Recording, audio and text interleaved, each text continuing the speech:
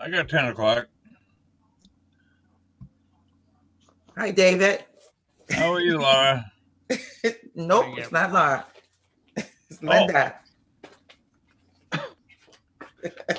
Well, Laura's ignoring me. How are you, Linda? Good. Sorry about that. How are you, Laura? Very good. Not Laura. How's married life treating you? Yeah. Well, Laura's ignoring me. How are you? No, I'm not. Good. David, I can't protect you from Laura, so you're on your own. All right, and now you can begin, Representative Ebbets. Okay. We're now going to open the public session for the Criminal Justice Public Safety Committee.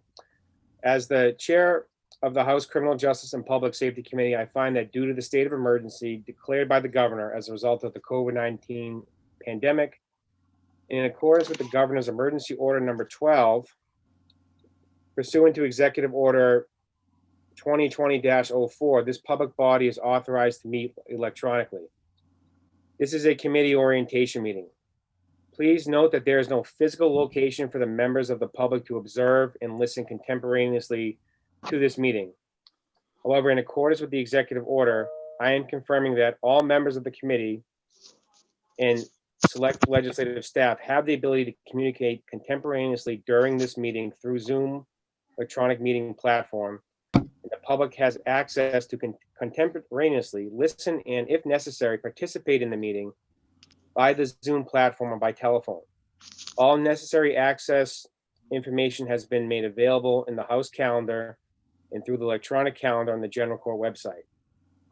This notice, the notice for this meeting complies with House Rule and RSA 91-A. Anyone who has a problem accessing the meeting should call 271-3600 or email hcs@leg.state.nh.us. In the event the public is unable to access the meeting will be adjourned and rescheduled. I want to first introduce the staff that are on the meeting assisting us. Brad Greenland. Yeah. And Brad, thank you for setting this up today and assisting us. And please note that all votes that are taken during this meeting shall be done by roll call vote. And let's start the meeting by taking a roll call attendance. When each member states their presence, please also state whether there's anyone in the room with you during this meeting, which is required under the right to know. Representative Burt, I am here, and my dog is also here, Annie. Representative Hopper, I am here and my grandson may come in and out of the room because I am interfering with his trip to the kitchen. Representative Green, Here. Representative Wallace,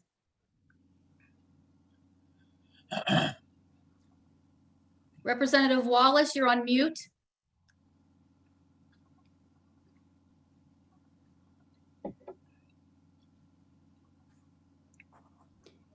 Representative Testerman,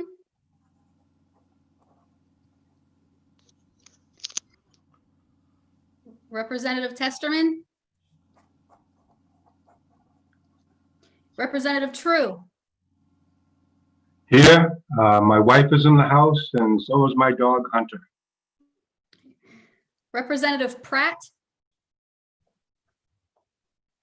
Yeah, along with my dog. Representative Rhodes here. My husband may be here within a half an hour walking in the door. Representative Harriet Gathright, I'm present. I am in the house. I'm in this room alone, but my son and my granddaughter is here. Representative Pantelokis, I'm here, but I'm alone. Representative O'Hearn,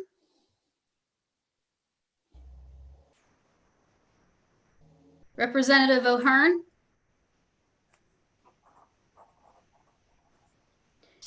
Representative Burnett, Here, my wife is in the house. Representative Muse, I'm here and alone in the room. Representative Newman, I am here and my wife, Representative Sue Newman, is in the house and maybe in the room intermittently. Representative Bolden, Hi, I'm present. In the house is my husband, Andrew, my daughter, Sophia, a cute dog named Max, and a cute dog named Jack, and a very fat cat. Representative Conley,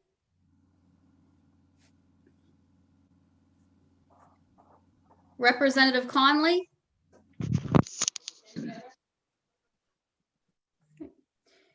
Representative Klein Knight, I'm present with another batch of puppies and got my sister in another room. Representative Bradley. I'm here and my daughters are in another room. Mr. Chair, Representative Wallace, Representative Testerman, Representative O'Hearn, and Representative Conley have not. Representative Wallace is present. Representative Wallace is on. I think he got cut off during the roll call. That is Okay. correct. You just responded. Okay. Representative Wallace, you're here? I am present at my office in Merrimack at my shop. A couple of employees are in the building. And Jennifer, just for roll call purposes, you got to call myself in, the representative, the vice chair as well. Mr. Chairman Abbas Present. and Vice Chairman Welch. I'm here. All right. All right. So thank you, everyone. One of the things I want to do before we start, this is just at the preference of the chair, is that before our committee meetings, I would like us to, as a committee, recite the Pledge of Allegiance. So anyone wishes to participate, we can do that. As a precaution, remember we're all on camera. I tell people, when you stand up, just do it as you see fit, but just remember that. So we'll recite the pledge. So I ask everyone to unmute themselves.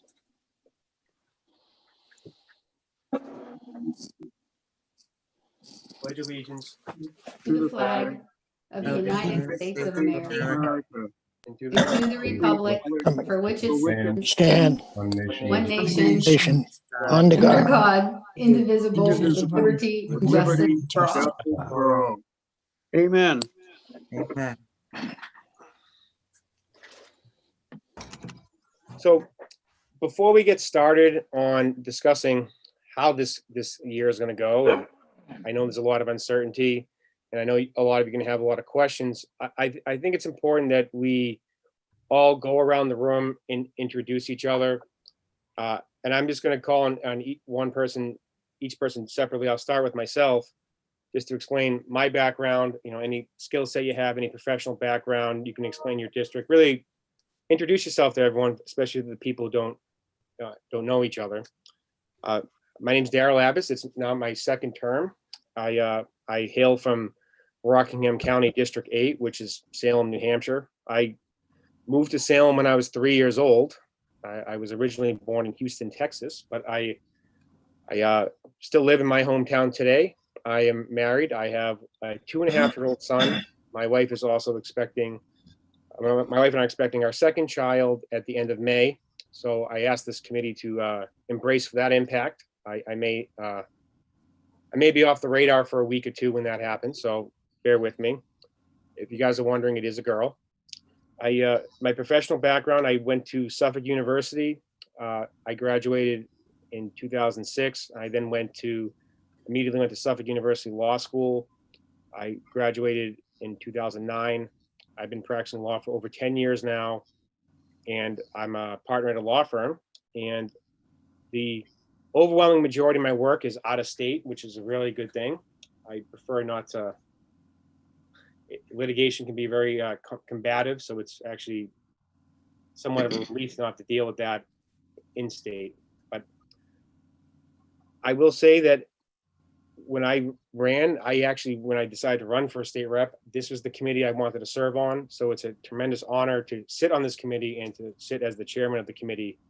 I felt that with my background and experience that I really could contribute to a lot of laws and bills and stuff that comes before the committee. And the people who served with me last year know that I'll even offer advice on bills that I don't support. I still offer, hey, this is how this might play out. And I do that because I think it's good public policy to really try to put the best bill forward. Whether I'm going to vote for or not, it's a different story. And that's something that I always made a point. I also am the type that I understand that we're all members of different political parties, but at the same time, I vote with the Constitution platform aside. I feel that that's really what, guides me on what I'm trying to do. And there's sometimes bills that there was a bill last year that last term that I really liked, and I voted against it because it was unconstitutional, and it's unfortunate, but it was what it was. So that's me. And anyone has any questions, everyone knows that I'm very approachable. So we'll just go around the room. Next, the Vice Chairman, David Welch. Well, good morning, everyone. This is my 18th term. I've been around for a while. My background is I worked for AT&T in North Andover, Mass. for 31 years. I retired in 1993, and I devoted full time to the legislature. I've had a good run.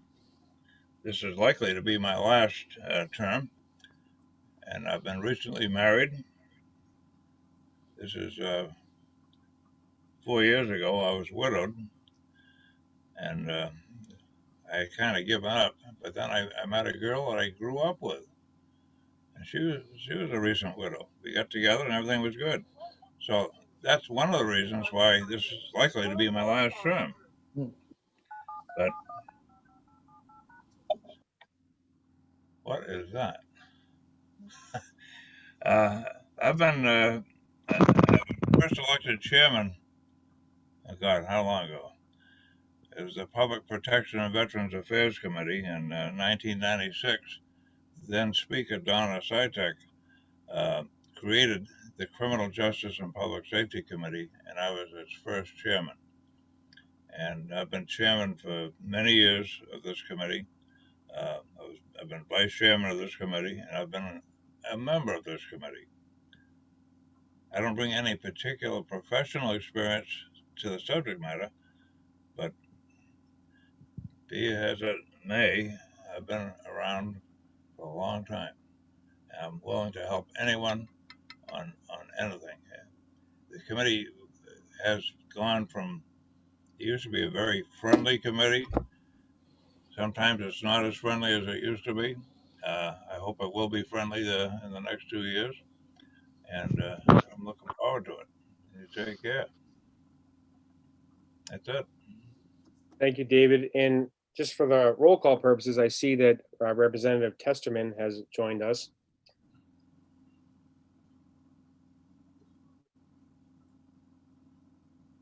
Hi, can you hear me?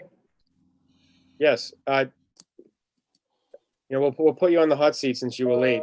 We're going around the room, allowing it, just having everyone introduce themselves and explain their background or whatever it is they want to explain about themselves. Just, does everyone get to know each other? So, Representative Testerman, you're up.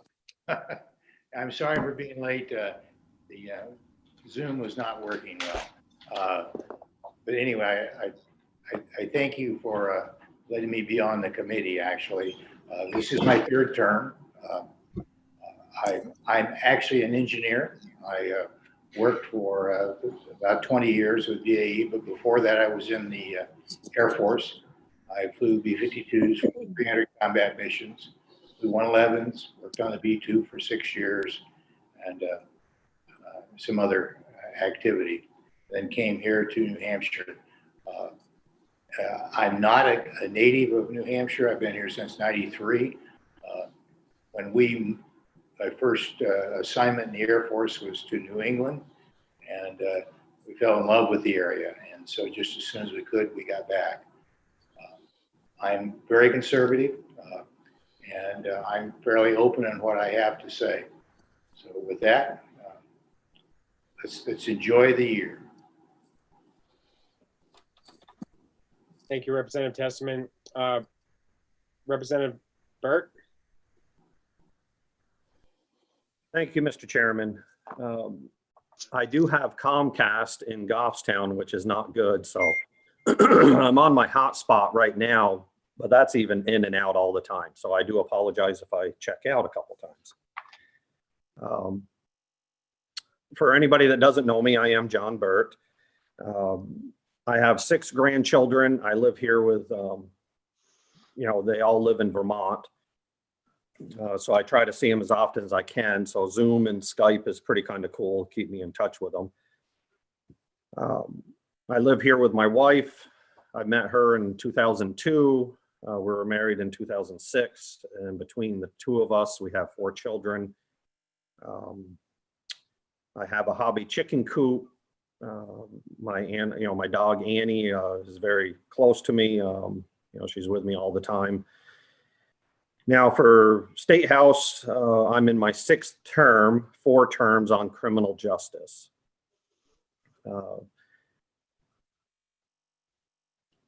I have, my passion is the Second Amendment. I was very happy last year when I sued the Speaker of the House and won at the Supreme Court level. So I'm hoping that I get my day in Superior Court, but we'll see. Sadly, both sides are trying to get rid of it. Other than that, I just believe in doing what your heart says to do, and that's what I'll do in my committee. And so I'm glad to be on criminal justice, and thank you, Mr. Chairman. Thank you, Representative Burt. Representative Gathright?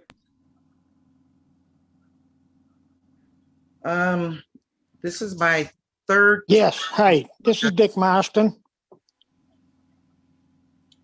Yep. Hey, Dick. Oh. Okay. Yeah. This is my 3rd term. I served on criminal justice 2012 to 2014. This is the 2nd consecutive term. So I retired from Verizon after 35 years of service back in 2008. I have 5 children and 12 grandchildren. Most of them are here. Most of them were born here. I migrated here in '79 from Philadelphia, Pennsylvania at a young age. Most of my life I've been right here in Nashua. I've been in this particular home 42 years. Very active in the community, particularly around civil rights and human rights. I am a former Hillsborough County Executive Committee member. I serve on the Board of Aldermen here in Nashua, serving my 2nd or 3rd term, one or the other. I co-chair Nashua Community Conversation on Race and Justice with our Chief of Police, and a lot of other activities down at this end of the city, of the state. So I enjoy criminal justice.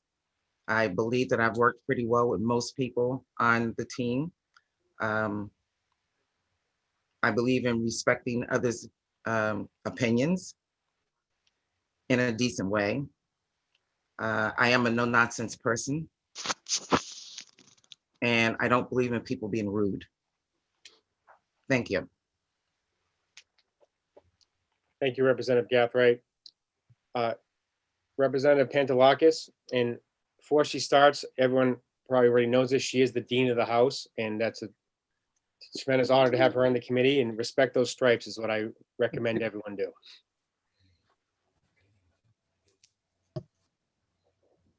Laura, you're on mute.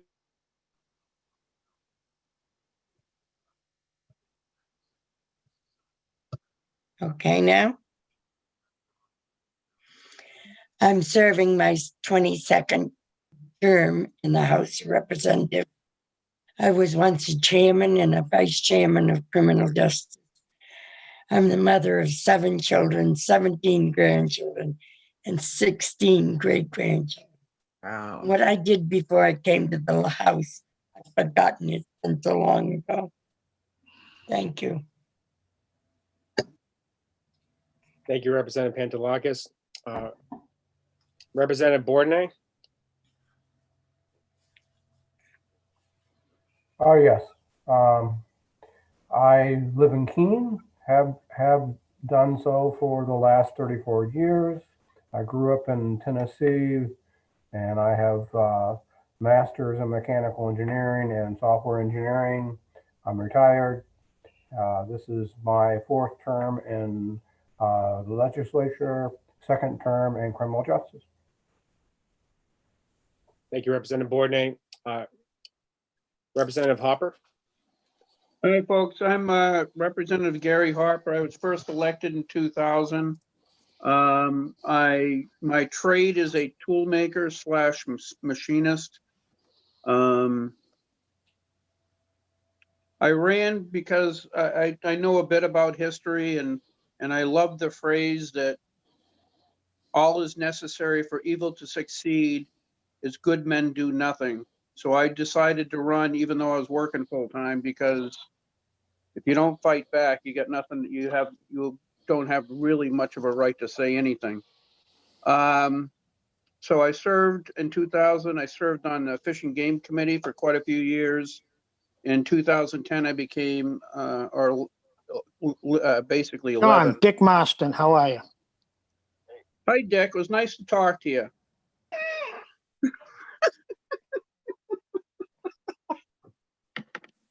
Oh, that's too fun. Okay, so anyway, back to reality. So, in 2011, I became chair of Fish and Game. By the end of the year, I aggravated the speaker too much, and I was booted off of that. And in 2011, by the end of the year, I went over to the Judiciary Committee. I served there till this term. I decided to come over to criminal justice because, well, it's mainly because Chris True sat in back of me for the last 2 years, and I wanted to hang out with him basically, and John Burt. But John Burt is really upsetting me because he's not really socially distancing. Because I live in Ware and he lives in Goffstown. I really think for the purposes of these meetings, he should have to go to Bedford. But that's my thought. Thanks. Thank you, Representative Hopper. Mr. Chairman. Representative Burt? Dick Marston just called me and he said that he believes he wasn't recognized on the roll call. And then also he doesn't think we can see him, which I am looking right at him. So he just wants to make sure that he is in the committee and that he has been recognized on the roll call, being present. Representative Marston, 1 week I can see you. I hope everyone else can. And Representative Rhodes, was he recognized on the roll call? Mr. Chairman, the only person I have, Representative O'Hearn. I wasn't sure who John just mentioned wasn't here. I missed the name. I have Representative O'Hearn, and Representative Conley is absent. Okay. So Representative Marston, you are recorded as being present. And with that being said, the floor is yours to introduce yourself. Thank you, Mr. Chairman. I was on criminal justice in my last term, which was 4 years ago. I'm a returning state rep. I enjoyed serving on criminal justice and specifically asked to be on it again. Yeah. According to the list from the clerk's office, my name is mentioned just above Jennifer Rhodes, or right after Kevin Pratt. So hopefully they'll put me in the list for future roll calls. And I'm always willing to participate in any parts of the committee that I'm asked to do. It was a pleasure to get back into the State House one more time. This is my 3rd term. I was first on election law, then criminal justice, and again, criminal justice. I thank you for recognizing me at this point, and hopefully I'll be counted as present for this orientation meeting. Thank you very much. Thank you. Representative Muse?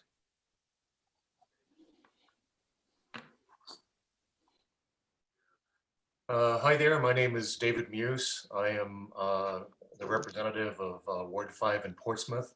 which includes most of our downtown and waterfront area. I have employment experience in New Hampshire. My first job out of college, I was a reporter at WMUR. I also worked in corporate communications at BAE Systems for almost 4 years. It was Sanders Associates back then, and was a partner in a benefits consulting firm called Aon Hewitt for 25 years.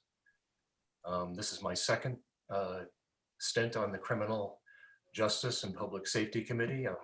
I'm happy to be back, and I'm looking forward to working with everybody.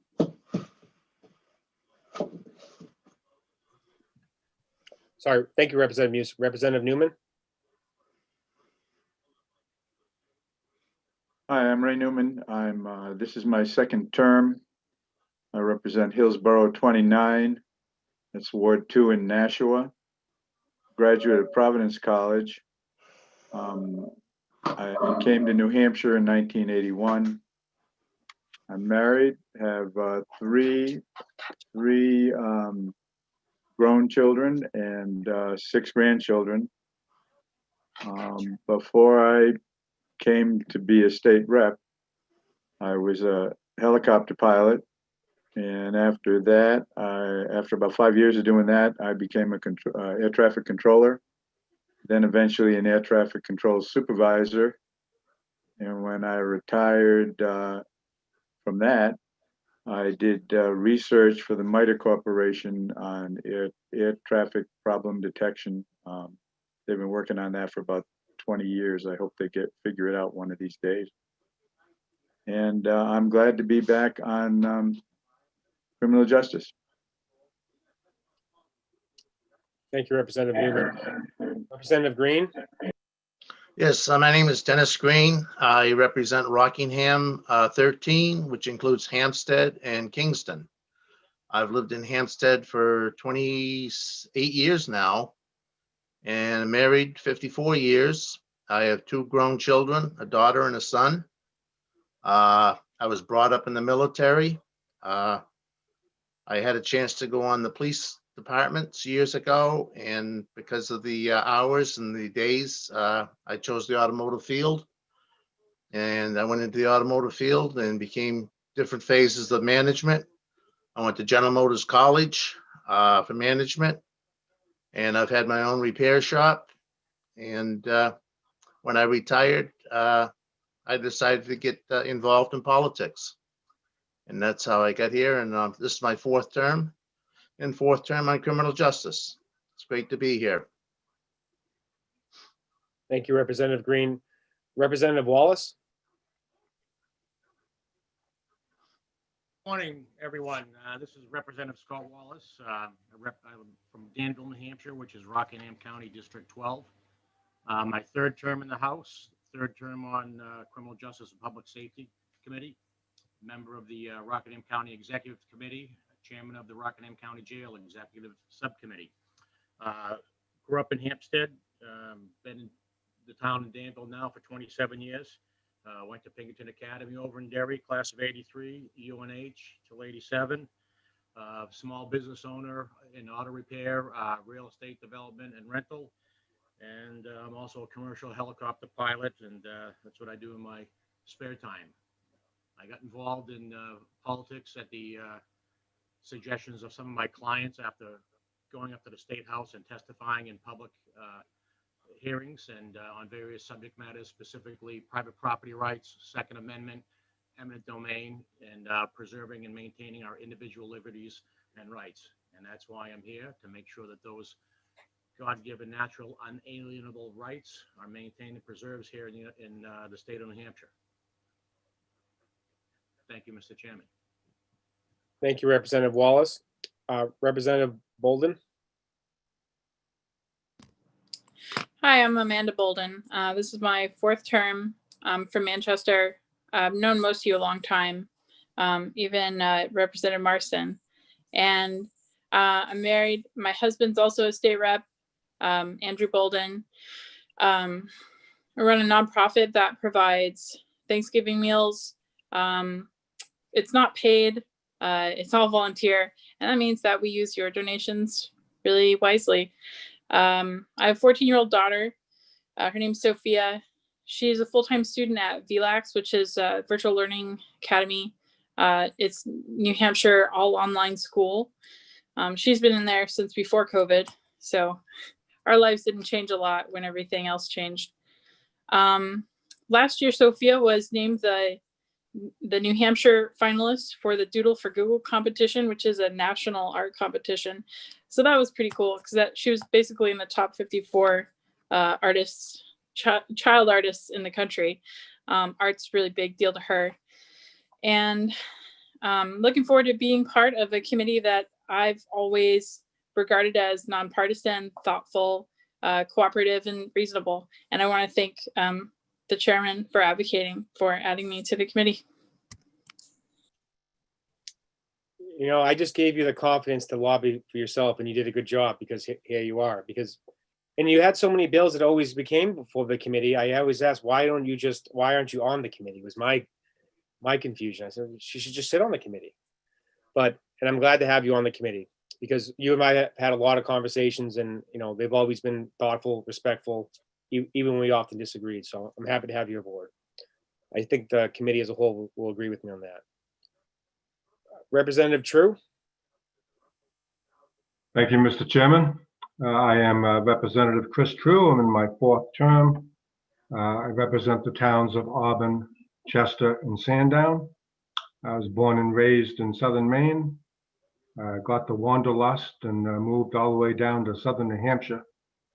I'm a graduate of University of Maine, Portland Gorham. Once we nicknamed that Pogo U, they changed it to the University of Southern Maine. My work history, after college, I went to work for my Uncle Sam for a few years.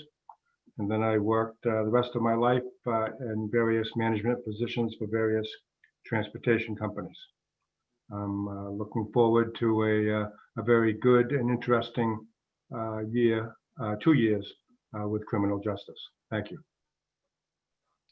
Thank you, Representative True. Representative Knight. Hi, everyone. This is my 2nd term.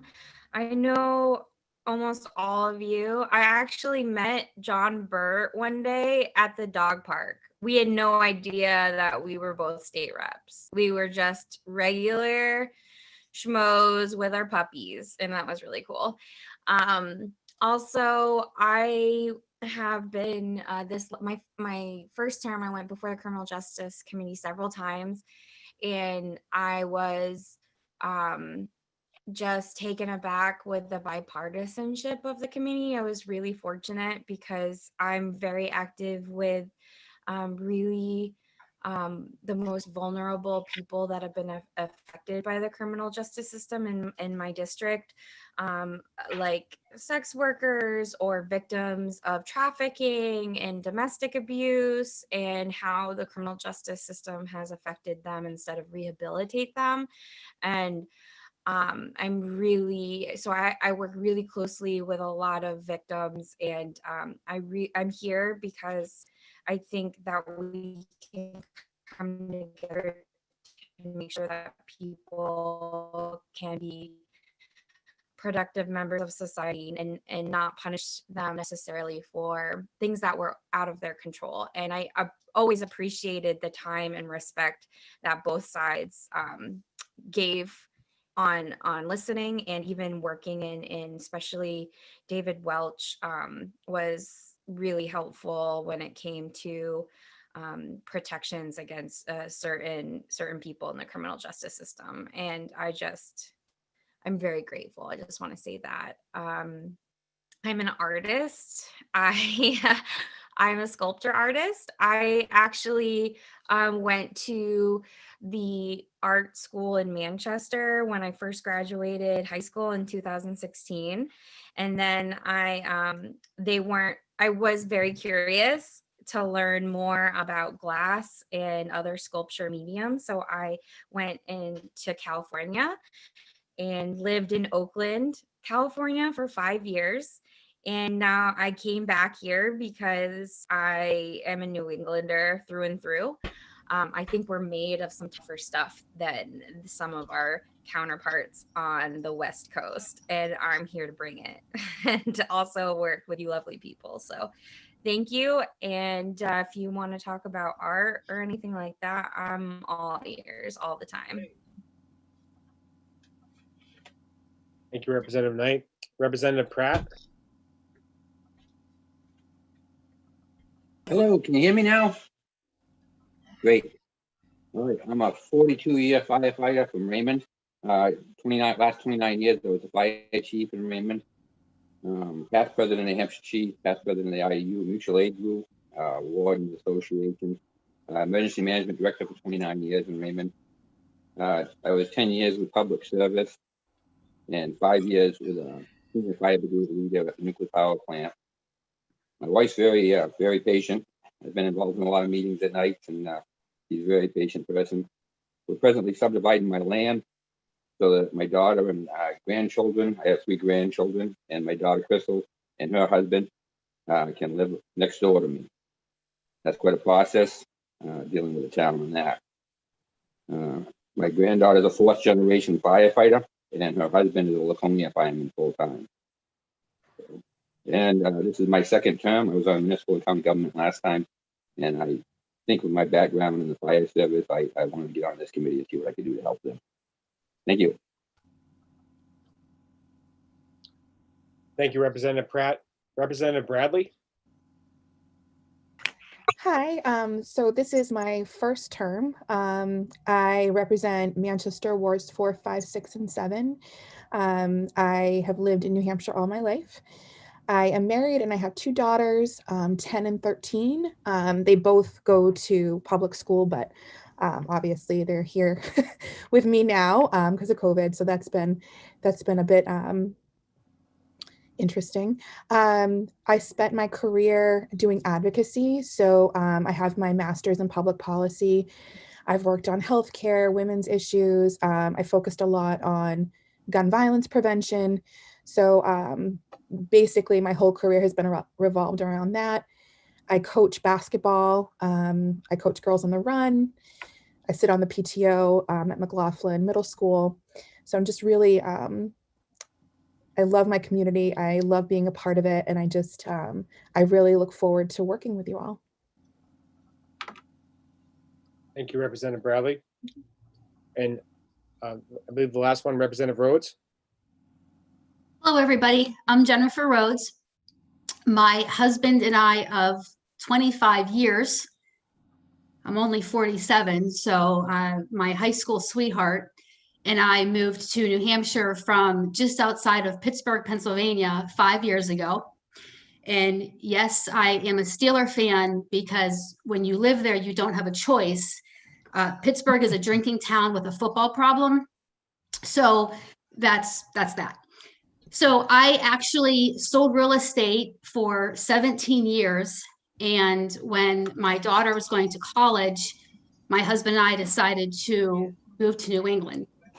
So we have lived here for 5 years now. This is my first term in the State House. I actually worked at the school district in our town. And in June, my position was eliminated due to budgetary reasons. So I ran for the State House and got elected. As far as the Criminal Justice Committee, I advocated for myself really hard and really long to be appointed to this committee. And I'm actually very, very grateful that I had the opportunity to serve on this committee. And I thank the chairman for asking me to step up to be your clerk. So I promise to do the best I can for everybody and just ask you to be patient with me as I learn the process of it. I do have some experience with, doing minutes and so forth for other committees, but this will be the first time with something on this level. So I'm just really happy to be here and thank everybody.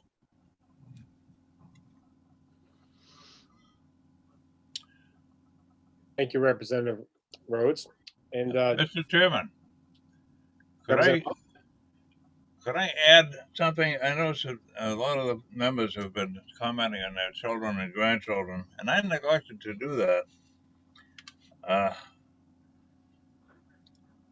Basically, I have 5 children and a number of stepchildren, so it ends up being 14,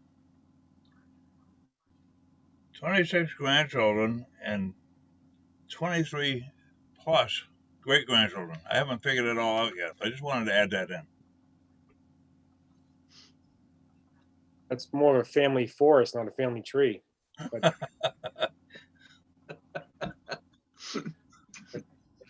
congratulations with that. That's something to be very proud of. And I'm hoping not to have that many kids. But don't tell my wife I said that. So I want to I understand we have a lot of questions and there's a lot of uncertainty on how we're going to do this and how we're going to conduct the committee. I went through the list of all the bills that are LSRs and bills that are out there right now. This is unofficial, but by my estimation, we're going to have about 50 to 60 bills come before our committee. That's not taking into consideration the Senate bills that will eventually come our way. So we're going to have our work cut out for us. We're going to be on a very tight schedule. Now, as you heard during the opening remarks, there will be members of the public that are participating remotely. And for what I understand, it's likely to remain that way, at least for the rest of this year. Now, as you can tell, there'll be plenty of technical issues that come up. So I'm not sure the official title for this position, but there will be 2 people on the committee that will help kind of be the liaison of dealing with the technical issues while we're in the committee meetings. It's important that the public has access to these hearings. If they don't, we would have to stop the hearing. Also, members of the committee, we may have our own technical issues. So I know, and I spoke with each of these representatives beforehand, Representative David Muse and Representative John Burt.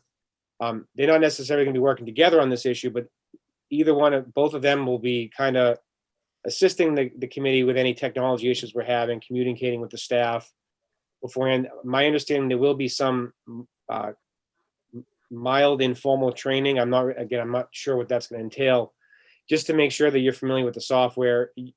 The staff will still set up the hearings, but it's just critical that if there is a technical difficulty, myself, the vice chair and the clerk, we might be oblivious to it. So I would ask that, obviously we all be conscious of, especially Representative Burt and Representative Muse. And I want to thank both of you representatives for accepting that responsibility. So now we have deadlines coming up for any bill that has a second committee in February. So we're going to have to really push through a lot of bills. And I understand that this is not ideal for any of us, but due to the volume of bills and restraints that we have, any bills that require a subcommittee, when I say require, that is really deserving of a subcommittee, will likely end up having to be retained. And when I say that, I understand that that's frustrating, and it's really not my personal preference. I don't believe that's any of our preferences, but I would hate to see a bill fail simply because it didn't get the appropriate work that it needed. Also, keep in mind that passing a bill in the House is great. We got to go through the Senate. So there may be some better strategy approach to having some of these bills worked on over the summertime, having the executive session in the fall, and then voting on it in the beginning of 2022. If we can avoid that, that's great, but it's just something I foresee being a situation where it won't be like last term, or where if we had a bill to a subcommittee, all we would do is the chairman would just create a subcommittee, and then within a week or 2 would be done. We just may not have the luxury of doing all these subcommittee meetings, given the limited Zoom accounts we have, the limited options we have for when we can hold the hearings. So it is a work in progress, and it's just not going to be perfect. And that's a reality. So because of some of the time constraints, and this is not my preference, but it's just the reality. And I think it's important that we all need to adapt to any situation that comes before us, whether it's the COVID-19 pandemic or any other issues to come in the future, that we may be holding some executive sessions the same day as the public hearings. And again, that's not a preference, but it's really a matter of we want to make sure we meet all our deadlines, because while we are meeting today, there's a limited amount of Zoom accounts available for the committees. I believe there's only 5. So theoretically, only 5 committees can be holding a public hearing at the same time. And I think we really got to be as efficient as we can with our time. And we got to obviously use that time wisely. Also, for the committee members who choose to appear in person for the time being, if we're at the LOB, my understanding, they're going to open the room up so we can spread out and socially distance. But that would take up the room for Ways and Means as well. So while we are meeting or holding a hearing, our friends in the Ways and Means Committee cannot meet for that matter. So they would have to find a different room. So unfortunately, again, while we're meeting, we want to, again, get as much work as we can, get as much work done possible. And I think that that's something we're going to have to do. I mentioned that they would open up the rooms so we can space out more. My understanding is that they're going to be air filters or air scrubbers that should recycle the air in the room up to 5 times per hour. I'm not qualified to explain the science behind that. I do know that I understand there'll be some black light filtration as well as I believe HEPA filters, but don't quote me on that. More information that will come out, but that's something that will obviously try to keep the air clean and keep us safe. So one practice we may have to adopt, also not my preference, but it may make sense. We may hold multiple public hearings at a same time if the subject matter is very similar. I know that this practice is often followed in the Senate. Going through the list of House bills and LSRs, one I foresee we can do that with. There is a House bill on recreational and regulation of cannabis, and then there's one involving home growing of cannabis. I would think that those 2 bills could be heard in a single hearing. We would still have a separate vote for the executive session, but I recall both of those, the bills of last term being very time consuming. Some of the testimony will overlap, some of the public policy will overlap. So I believe that may be something, that's an example when we would do that. So keep that in mind.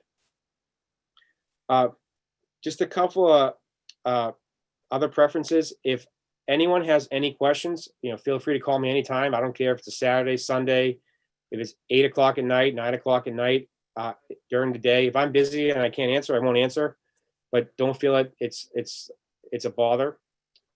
If you can't reach me, please reach out to the Vice Chair, Representative Welch. As you know, he's been a member of the body for over 30 years. He obviously, I have no problem with you going and bringing your questions to him to make sure that, whatever it is, just do what you got to do.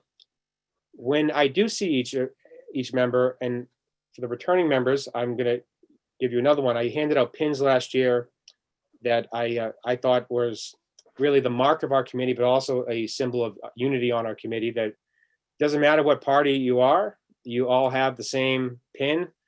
And it's for members of the Criminal Justice Public Safety Committee only. I suppose if you hand it out to someone else, I wouldn't take offense, but that's what that's for.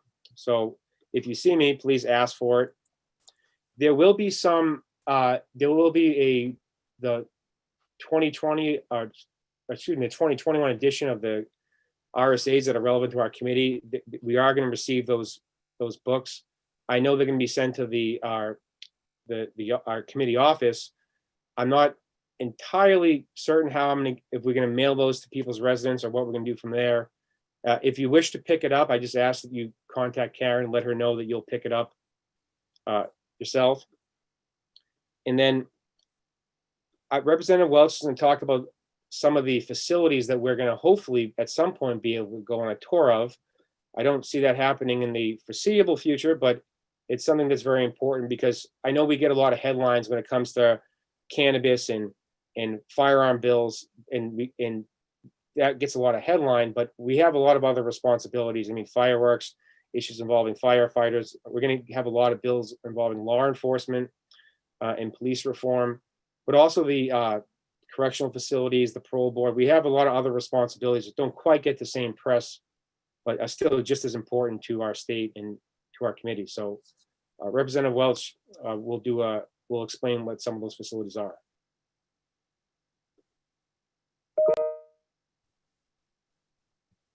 All right. There's four main agencies that we need to visit when we can. Top on the list is the state prison. We deal with a lot of stuff that put people in prison, and sometimes we deal on things on bills to help people get back out.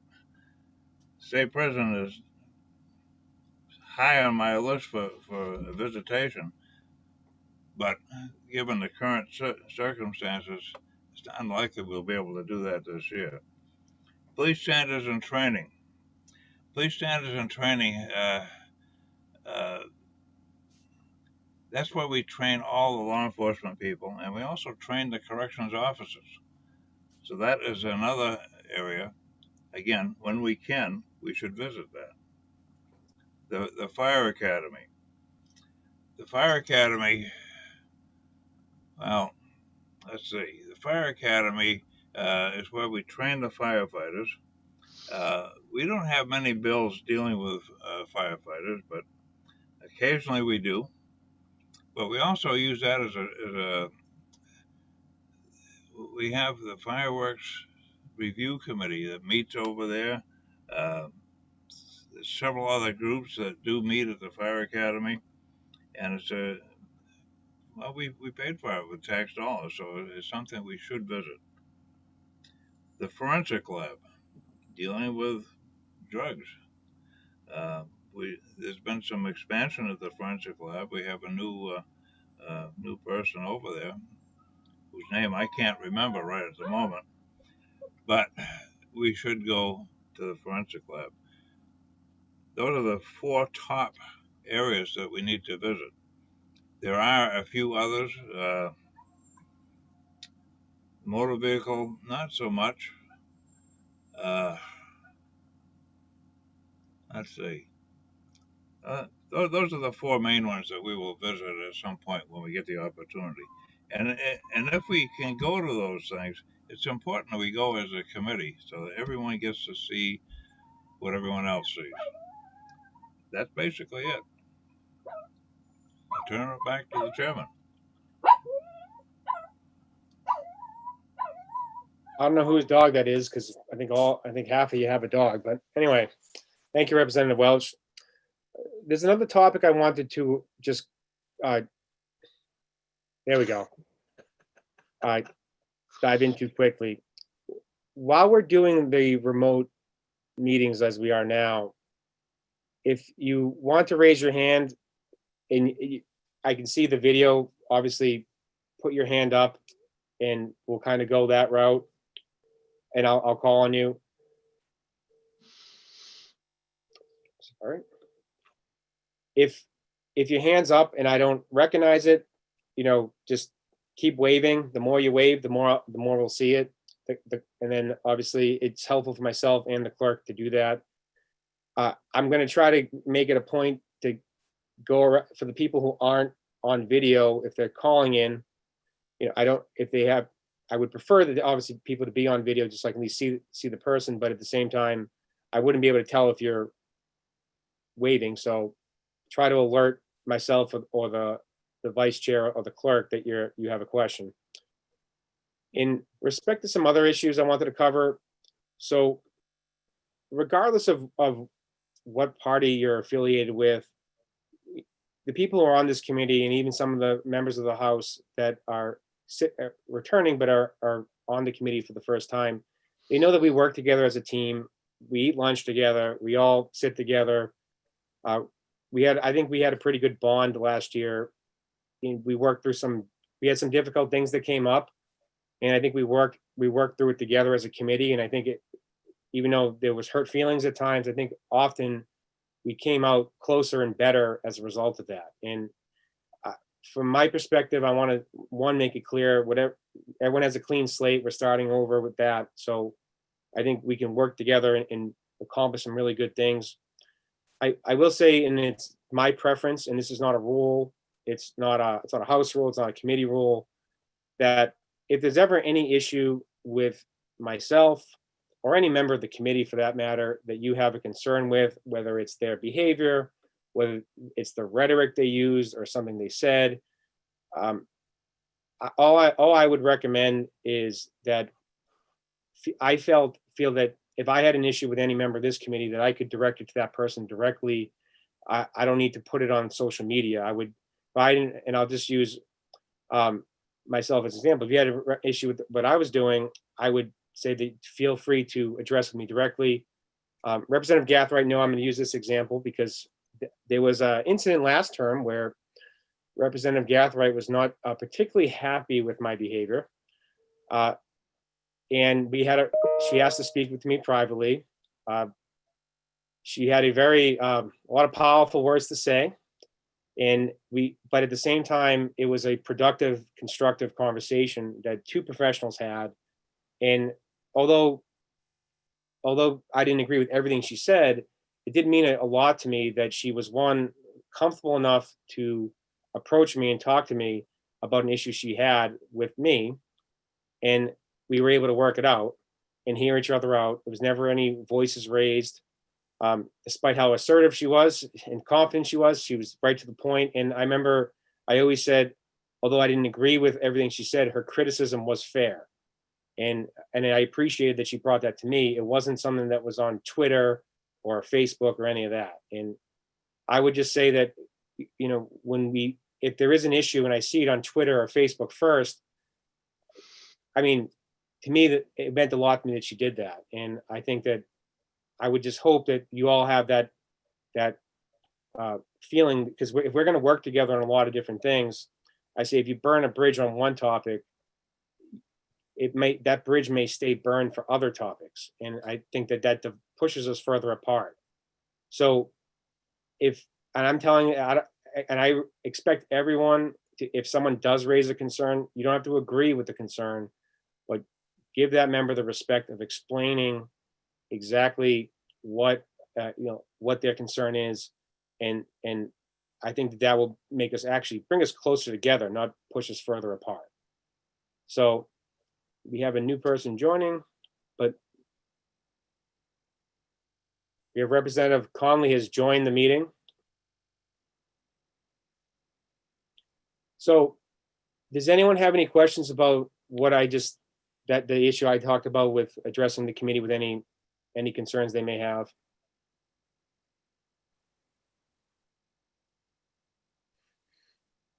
Okay, thank you.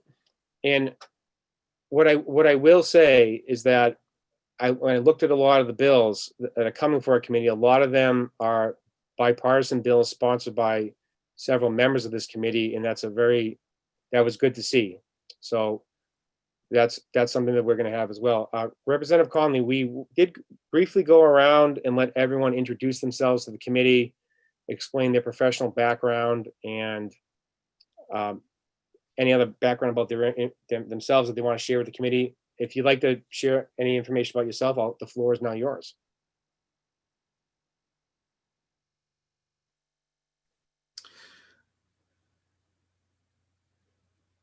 Looks like his audio isn't working. His audio isn't working. He may need to just log out of the meeting and log back in. This is why we have two people in charge of technology.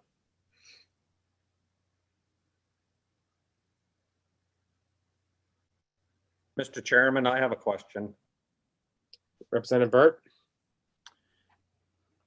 In the past, if a member on the committee was a sponsor or co-sponsor of a bill, if they did not testify, they were allowed to sit in the chair and still ask questions. But if they testified, they could still sit in the chair, but they weren't, their chair. They just weren't allowed to ask questions. How are you going to proceed with that? Thank you, Representative Byrd, for the question. What I will say is that if you are the prime sponsor or co-sponsor of any bill, it's not like in the committee room where you can get up and leave your seat. I would say that you are not, it's not appropriate for you to ask any questions during the public hearing of any of the witnesses. Now, the other scenario that can happen is that even if you're not a sponsor or a co-sponsor, you're still free to testify before the committee as a member of the public. It's not common, but it can happen. I actually did it last year at the request of a representative who wanted me to present it to the committee. He thought I would do a better job. So I did that for him, even though I didn't support the bill, but I did it anyway because I gave him my word that I would. I consider myself removed from the committee for the purposes of that public hearing. So either way, you would not be permitted to ask any questions. If it's a bill that, when it comes to the executive session, you are still allowed to participate as, regardless of, because the public hearing is closed. So you can then vote on the bill as a sponsor or a co-sponsor.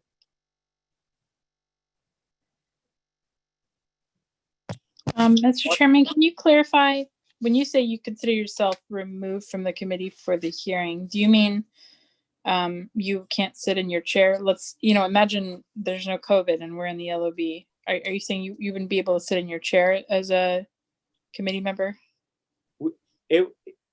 It's the preference that you not sit in the chair. It's the perception of you sitting there, even though you didn't ask any questions, you still look like, it still gives the perception that you're participating in the hearing. We all may understand it that you're not, but from the public's perspective, it is my preference that you sit in the audience while you do that.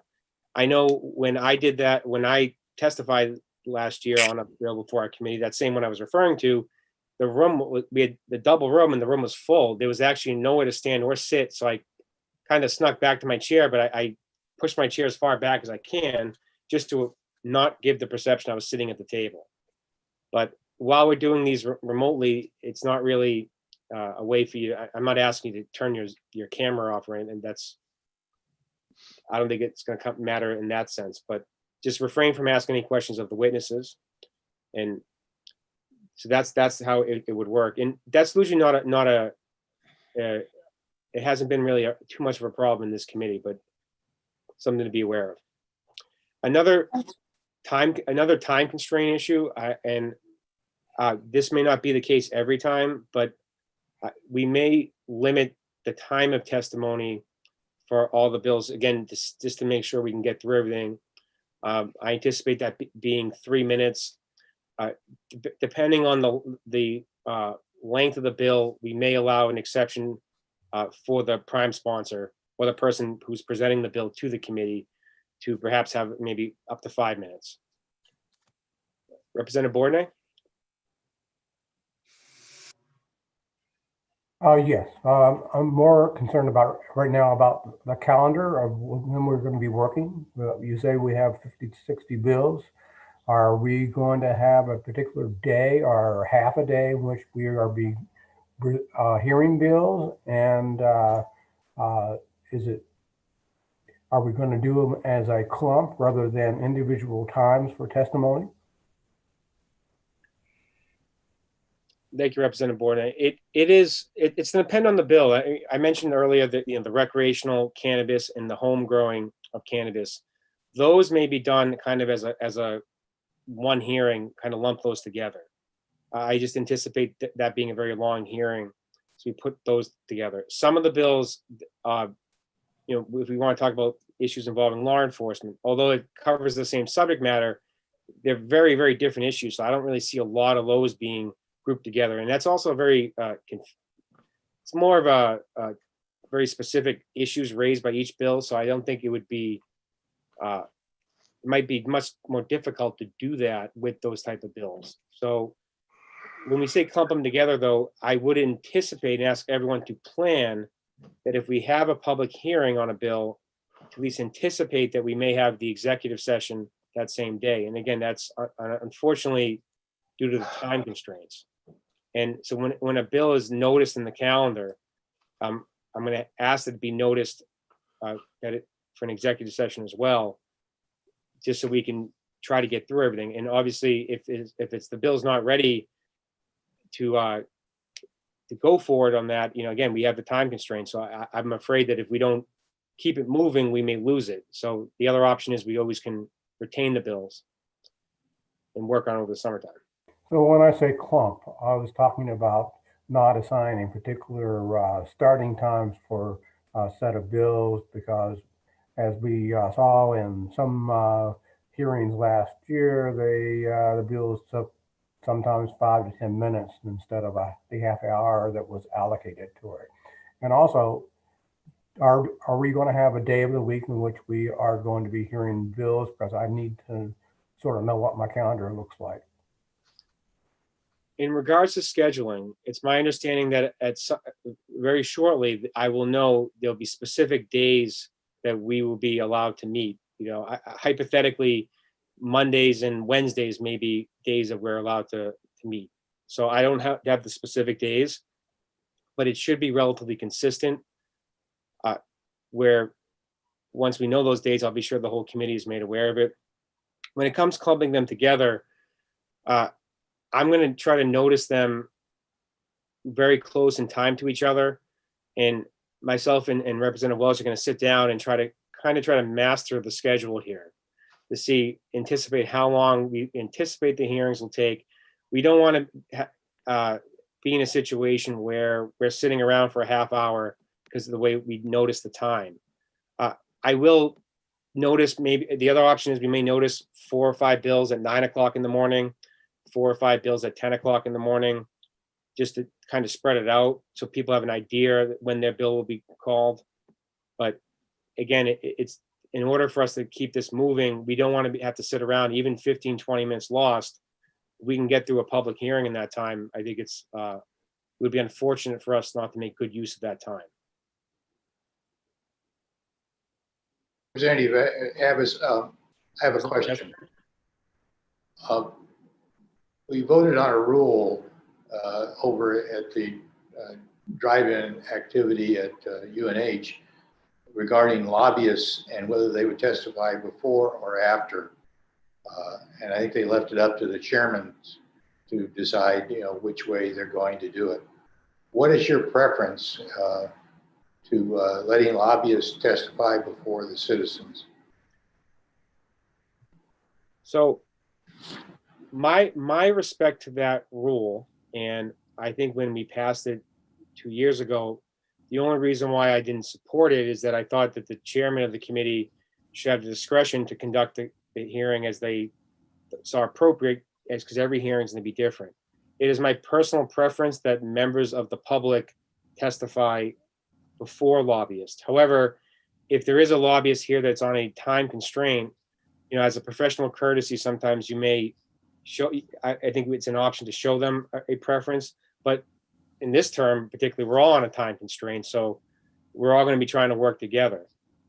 Quite often, members of the public, also other representatives, have multiple bills going before multiple committees and may have multiple hearings they have to go testify in front of. So if someone comes to me saying, I have a 10 o'clock in the finance committee and I have a 9:30 in criminal justice, whether that's a private individual or a lobbyist or a representative, whoever, I would try to accommodate that just to make sure that they're able to testify, especially if it's brought to my attention in advance. But generally speaking, it's my preference that members of the public testify first.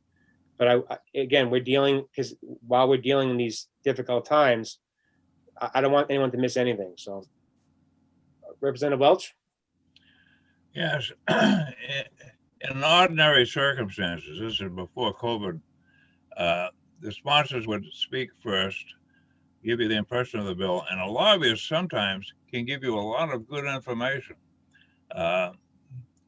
But generally speaking, they are paid, and they'll sit there and they'll wait until everybody else is through, and then they'll come up and pass in a pink card. I think you're going to have to learn which lobbyists do that and kind of let them know where they stand in the pecking order.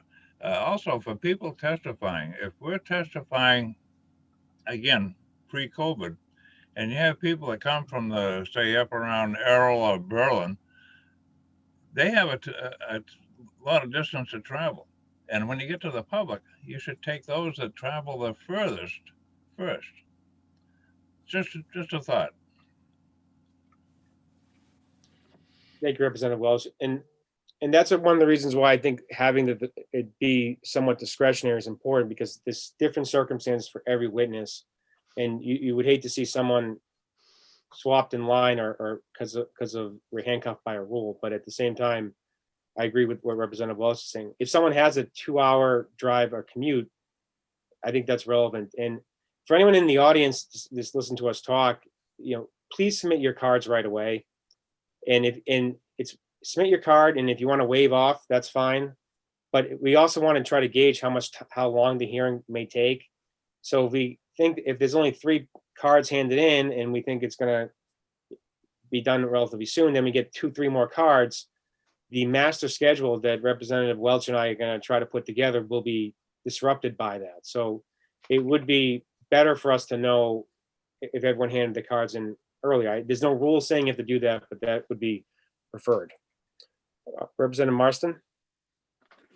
Thank you, Mr. Chairman, for recognizing me. I appreciate that. I want to go trip back to John Burt's question and put in some words and get some feel for what we're talking about. If you have a bill and you present it to the committee, you're then going to turn around and restrict my rights for free speech, that I don't get to ask questions. If somebody testifies and they testify negatively about my bill, I don't get to question their motives, or I don't get to question why they're doing what they're doing. I am then stymied. I don't understand that. And is that a rule or is that a courtesy? Thank you for the question. So that was, first of all, that was the practice of the committee. My understanding is that that is a rule that has been followed by the committees. And it was followed last year. And I think, again, I don't believe it's a restriction on your speech, because I ensure every member of this committee, you will have your opportunity to speak. And if you are the prime sponsor and you present the bill and a witness says something that you would like to respond to, I'm not going to make any promises, because I already explained that I'm going to limit testimony. But for example, if you're the prime sponsor of a bill and about your allotted 5 minutes of testimony, you can reserve your time and I could call you again. So maybe if you opened with 3 minutes, I would reserve, again, if you're allowed up to 5 minutes, I would maybe consider that as an option to respond to certain points people made. But also remember that during the executive session, if anyone says anything that's you believe to be inaccurate or misleading or you just disagree with, during the executive session, you have the opportunity to say and address that testimony as well. So that's something to point out. And also, if you are going to be testifying on a bill and you're the prime sponsor, the other members of the committee or your committee know that you may not be able to ask the question. So keep in mind, let's trust each other to have each other's backs on that knowing that someone may not be able to ask a question, but if they have a particular question, I think we should offer everyone that courtesy. Representative Welch. Yeah, to respond to Representative Marston, if you're a member of the committee and you're a prime sponsor or even a co-sponsor of a bill, and you feel the need to correct something that's been said, that's what the executive session is for. Executive session is kind of freewheeling. You will not be restricted in an executive session. And the other thing is, the rule is we do not debate a witness. We only ask questions to draw out the information that we need to make a decision on the bill. And sometimes we lose track of that. So that's up to the chairman to recognize you don't debate a witness. You will have your day in court at the executive session. Representative Gathright.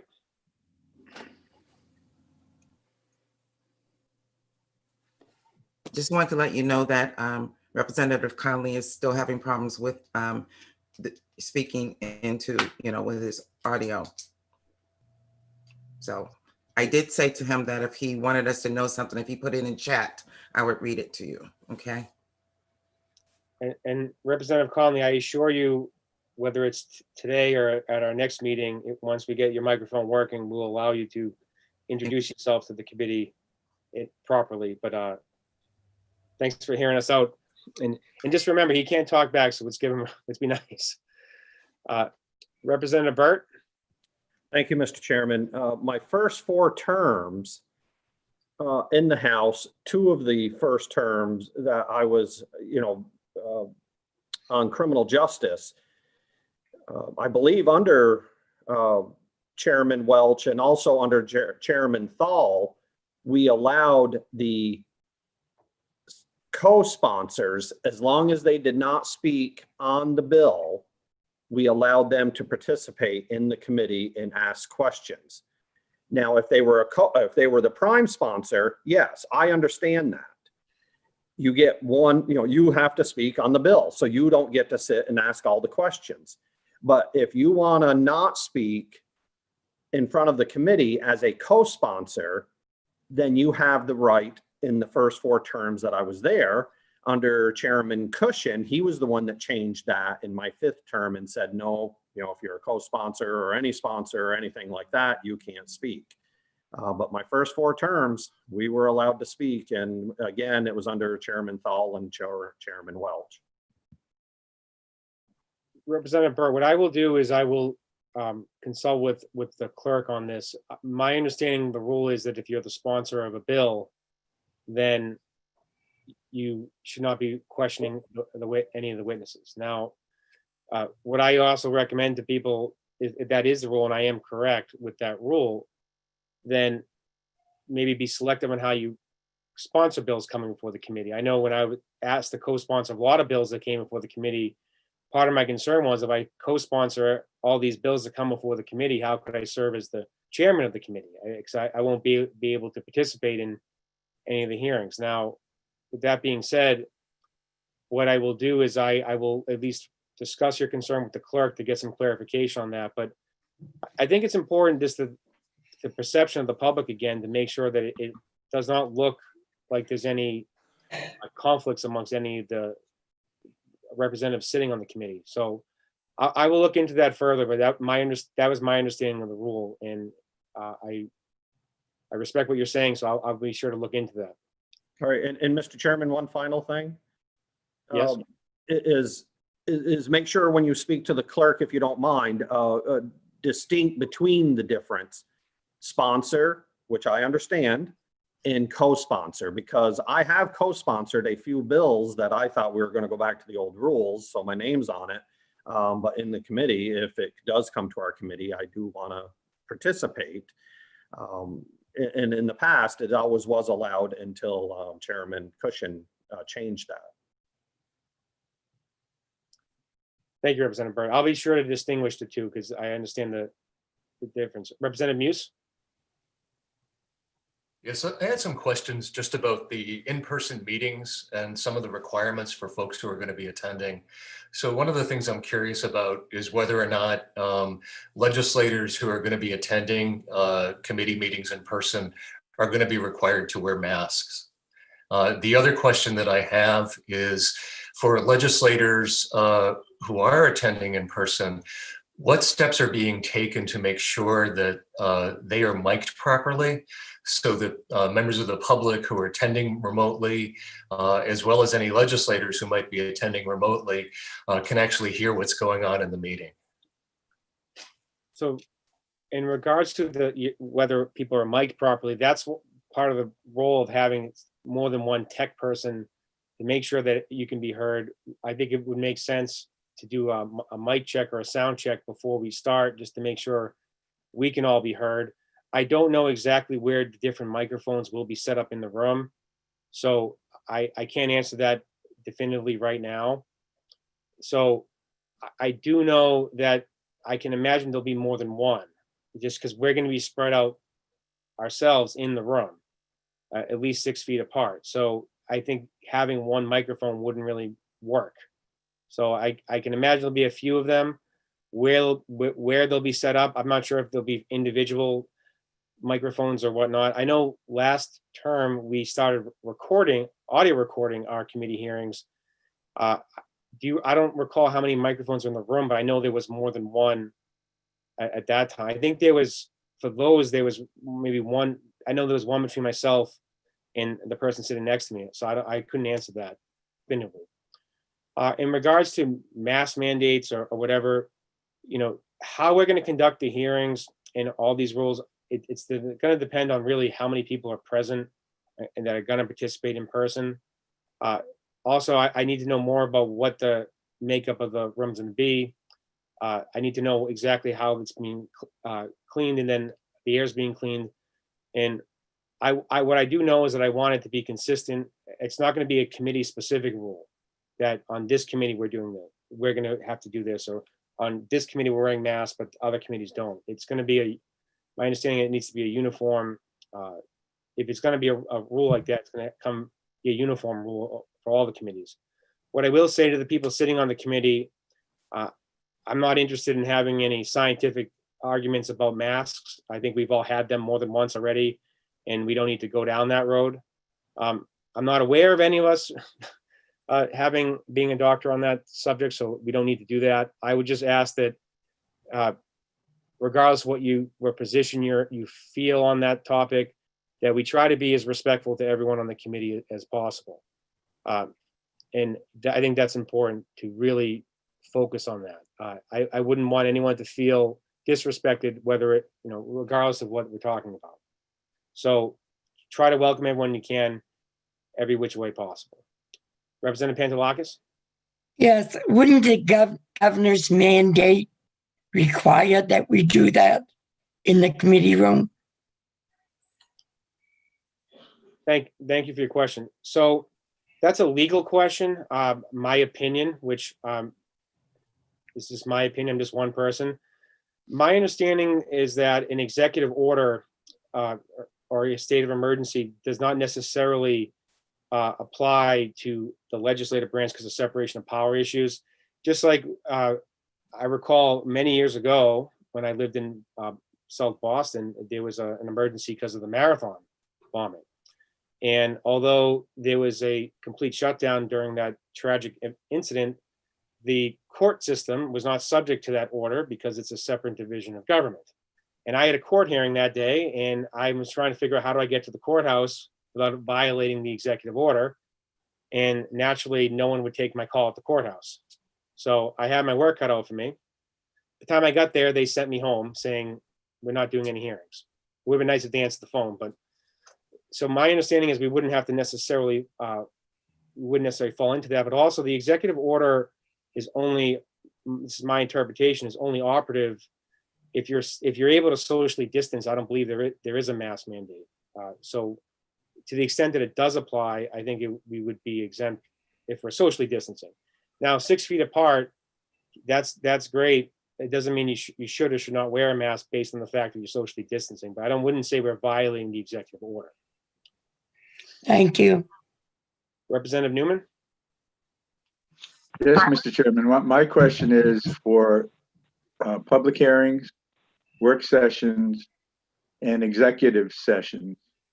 Do you anticipate that there will come a time where there will be no virtual capability for the legislators to participate and vote in those meetings? Well, to answer your question is, right, I'm going to operate with what's in front of me now. Right now, we're going to be doing it remotely because I know that the committee rooms aren't even set up yet. So if I anticipate something, I don't want to create a perception that this is how we're going to do it when we're not. I think it's, as we've seen with this pandemic, it's a forever changing situation. If I tell you something today, 2 days from now, it can be outdated. So I don't want to tell you we're going to do something and then we're not going to do it. I think what we need to do is get the room set up and see how it's going to look then. I know for the time being, the public hearings, we're going to be able to do them on Zoom or remotely, and it's at the choice of the representative, whether they want to appear in person or not. Now, that could change, but again, I think it's a work in progress. Follow-up question? A follow-up question would just be that you said there is a potential for us to have public hearings and executive sessions on the same day. And so that, in my opinion, it seems like that could bring the date when we may not have a virtual capability a lot closer than the far future. So it's something to really think about. Thank you for your answer. Thank you, Representative Newman. And again, with the executive sessions being on the same day as the public hearing, I don't think that was ever, it's none of our preference. That's not my first choice. And I don't believe it really, it's policy that we want to follow long-term, but given the time constraints and pandemic that we're in, we're gonna have to really handle this, a lot of hearings, not the way we would like to. I think I speak for all of us. We would all love to meet in person and sit together and get this done in a non-COVID-19 world, but it's unfortunate. So I don't want to. Representative Newman? Yeah, just to follow up, I just wanted to be clear about it. I don't have an objection to doing that. My real concern is the lack of a virtual capability for legislators to participate. Thank you. Thank you. And if there's any members of the committee who have any issues with their systems, their computers, please let myself know, let the committee assistant know, let Representative Welch know, and let the ranking member, let Representative Gathright know. Just let everyone know that you're having these issues, because again, we would hate to see someone not participate because of technical difficulties. Representative Welch? Yeah, and I just wanted to remind you that being chairman of a committee gives you a lot of discretion in how the committee operates. Now, I think Laura and I certainly are in the category where we probably want to wear masks. And participation in person is very important to me. I don't like Zoom meetings. I mean, I understand the necessity of it, but I don't think we can really do a good job for the people of the state with a Zoom meeting. I really think we need to be there. Hopefully we can figure out how to do that. And I'm a little reluctant to speak for Laura, but I'm going to wear a mask. I'm 80 years old. I'll be 81 in February. I don't want to curtail something that I want to go to 100. But you, as a chairman, you have a lot of discretion on how things operate, and going to the clerk all the time is not going to it's not going to be very helpful, because sometimes the clerk doesn't really understand what goes on in a committee. The clerk has never been a chairman. That's it. Me deferring to the clerk was an effort to not debate too long with the representative from Goffstown, because him and I can debate topics for hours, whether we're on the same side or against each other, which we always seem to be arguing time. So in the interest of everyone out and time constraints, I'm going to look into that. I know I do know it was, in respect to Representative Burt's question, there is some disagreement on that rule. But the way I look at it is that if you're my interpretation, if you're the sponsor or prime sponsor, then you wouldn't be testifying. And when it comes to meeting in person, if it comes down to, if the members of the committee, if it comes down to wearing a mask and not, you're free to voice your concern with that. I'm looking at it as if it comes down to getting 20 people to meet together in a room and it's going to come down to wearing a mask, I would hope that the issue of wearing a mask or a face shield is not what prevents that from happening. But I haven't got that commitment from everyone on the committee yet. So without that commitment, I'm not inclined to make any type of rule or suggest any type of mandate like that. If I get 20 people or 19, whatever, telling me if we wear masks, I'll come in and meet in person, I agree 100%. Meeting in person, nothing is going to replace that. The people on this committee who are, Representative Newman from Nashville, I consider you a good friend. You and I talk on the phone about, when we talk, half the stuff we talk about is unrelated to what we're doing as representatives. I mean, I consider you a friend. I consider a lot of you friends, and I think those relationships were built when we met in person. And I think can we get business done through Zoom? Of course we can, but are we going to develop those relationships? You know, Representative Bradley, you're a new member, and it's great to meet you.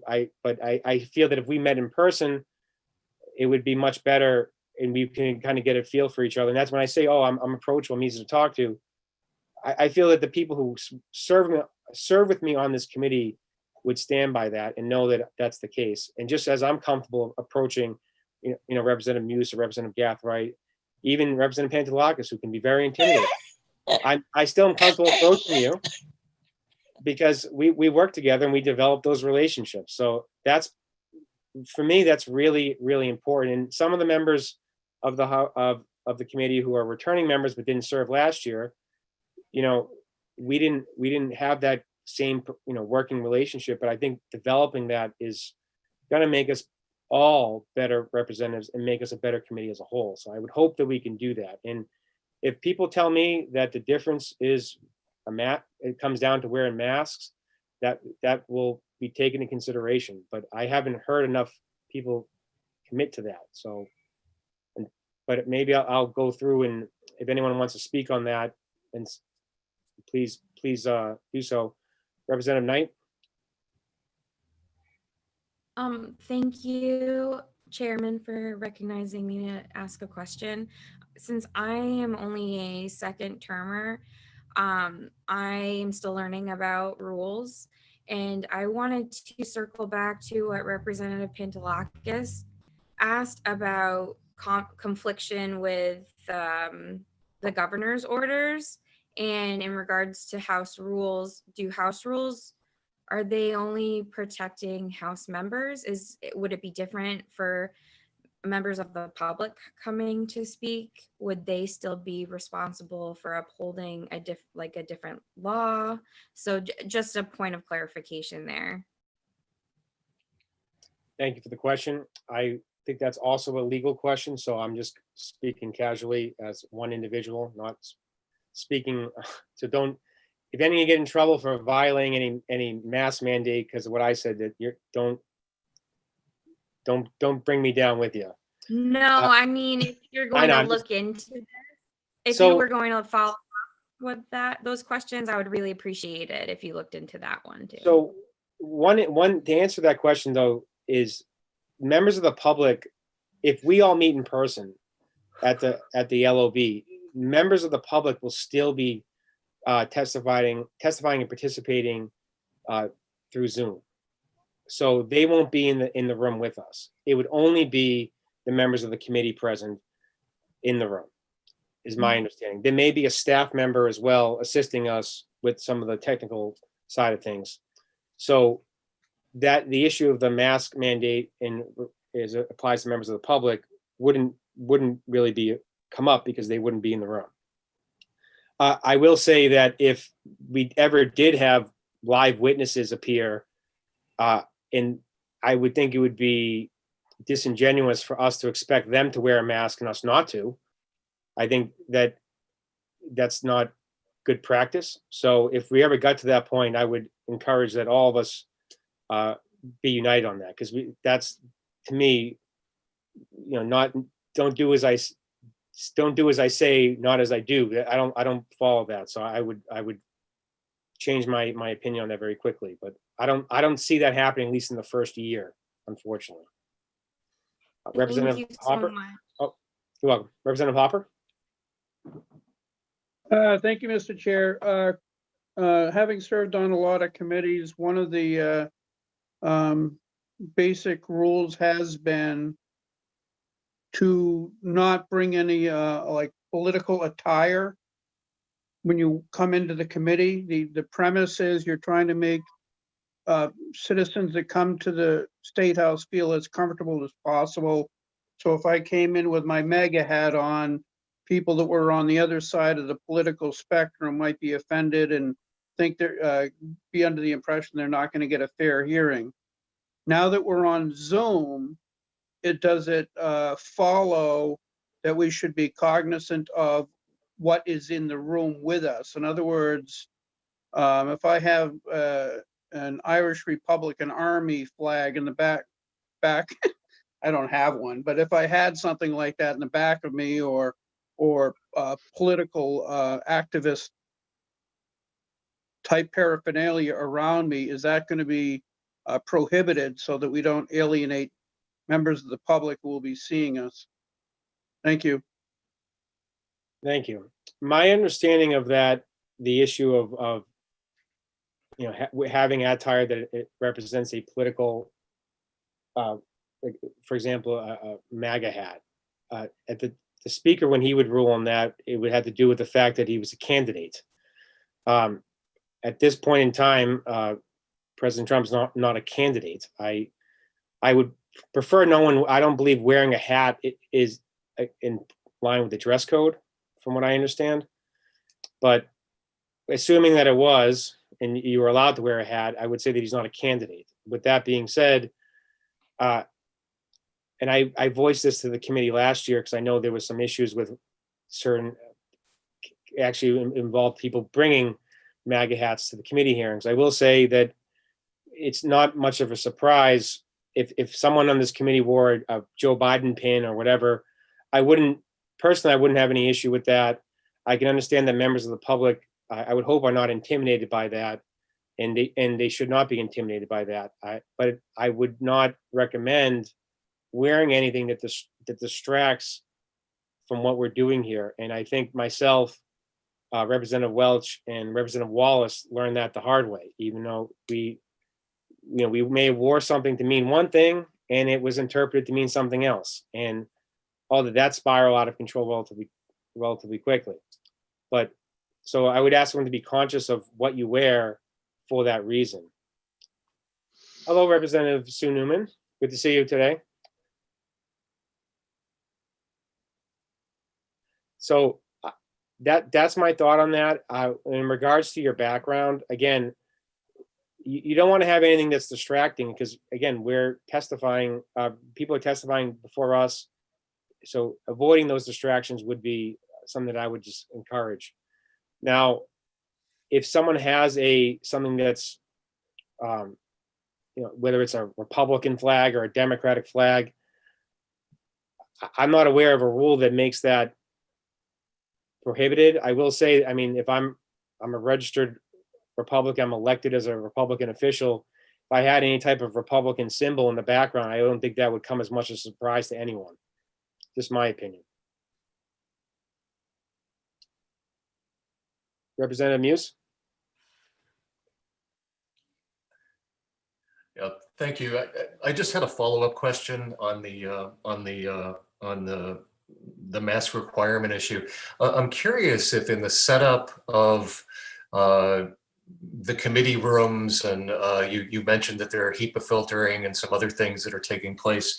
Are you aware of any public health expert who's actually basically said that it would be okay for people who are attending meetings in those rooms to be attending them without masks? Or is it being assumed that this level of protection would be okay or the level of risk would be acceptable if people in the room were actually masking up? And one of the other things that I did want to say too is that with the pandemic, I mean, we've had almost 800 deaths in New Hampshire. We've had close to 400,000 in the United States. There's a new COVID variant that's in Connecticut right now, and that probably is going to hit here.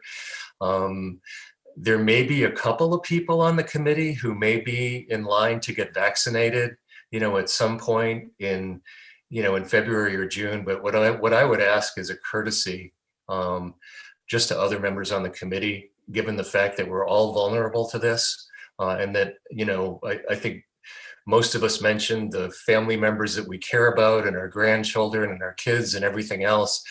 Just as a matter of courtesy, I would ask everybody on the committee that, when and if we do get together in person, that this is just something that we all do. I mean, I would do it to protect any of you, and I would hope that you would do it to protect each other, to protect me, to protect my family.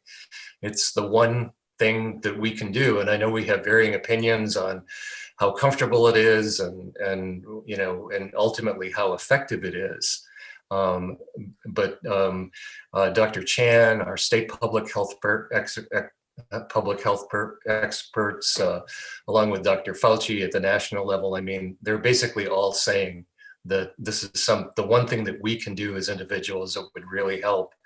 And just to sort of start fresh, if we want to kind of build that atmosphere of trust and collaboration and working together that I think we've been talking about, that would really be a great way for people to display that, you know, we are on the same team, at least when it comes to dealing with this pandemic.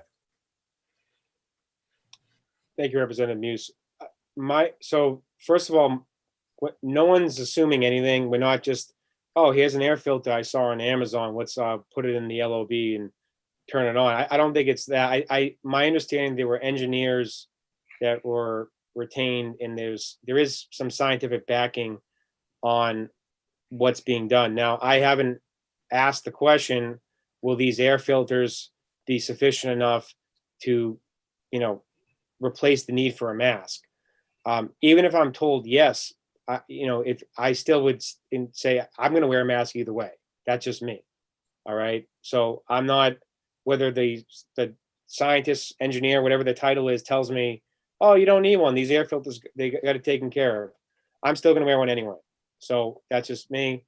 For people who agree with me and follow that lead, great. But I don't know if one necessarily replaces the other. And I haven't asked that question, but I do know that the people that are engineering reorganizing the LOB to try to make it as safe as possible, this is their expertise. So my explanation may not be doing their work justice, but I do know that there's a lot of work being done. There was a lot of consultation being done, and unfortunately, the progress was delayed, sadly, with the passing of Speaker Hinch. So that was kind of that delayed the process. So I know the air filters literally arrived yesterday, from what I understand. So they're not even, I don't know what the status of those are. And again, we're going to try to get those up and running as fast as possible. Representative Muse, do you have a follow-up? No, only just to say that no matter, I think we deal with the same issue in restaurants. And I think one of the things that we found is that a lot of people in New Hampshire, when it comes to eating indoors at restaurants, have been voting with their feet. And that it has hurt our restaurants. But one of the things that we hear consistently is being in a closed space with other people during this pandemic is just simply not a good idea. So what I'm saying is, while I think it's great that you know that the House is taking steps to make these rooms safer for us to meet in, there's one step that we can all take ourselves that will just increase the level of safety and decrease the level of risk even more. And frankly, my constituents here in Portsmouth would expect me to be asking these questions because one of the things that I'm very much aware of is the potential for any of us to bring this back to our communities. And I don't think that's something any of us really wants to do. I know, you know, Mr. Chairman, your community has been especially hard hit during COVID. I think Salem is around the third or fourth highest, you know, incidence of cases in the state, and more deaths than anybody wants to think about. And I just think that, again, part of our responsibility, you know, as legislators, is to do what we can to sort of tamp this thing down. And sometimes that behavior just needs to translate to the things that we do at the personal level and the example that we set for other people. So I think New Hampshire is really going to be watching all of us to see what we're doing. And I think it's really important that we show leadership in this area. Thank you, Representative Muse. And you did say a great point, and you know, we'll just reiterate this to the public that, you know, I'm 37 years old. God bless me, if I were ever to contract COVID-19, I would fall into the 99.9% range. But it's not about just me, it's about the people that I'm around. You know, I mentioned earlier, my wife's pregnant, and that puts her in a high risk category. So what may not affect you as much may affect someone else, whether it's in your household or the person sitting next to you. And I think that just emphasizing that don't look at it just as how this affects you, it's how it affects everyone around you. So I think it's important to just always remember that everyone has different circumstances. I'm not asking anyone to disclose their private medical information to the committee. But if there's members of this committee that I know are considered to be a higher risk, and that's just something that I think we should be conscious of as well. Now, whether we do something that scientifically works or not is not the point. If it's something that just, even if it's a 10% help, whatever. I mean, I would hope that we all just do our best to make everyone comfortable and welcome, not just members of the public, but members of the committee, make them feel welcomed to come and participate in the committee meetings. Representative Bolden?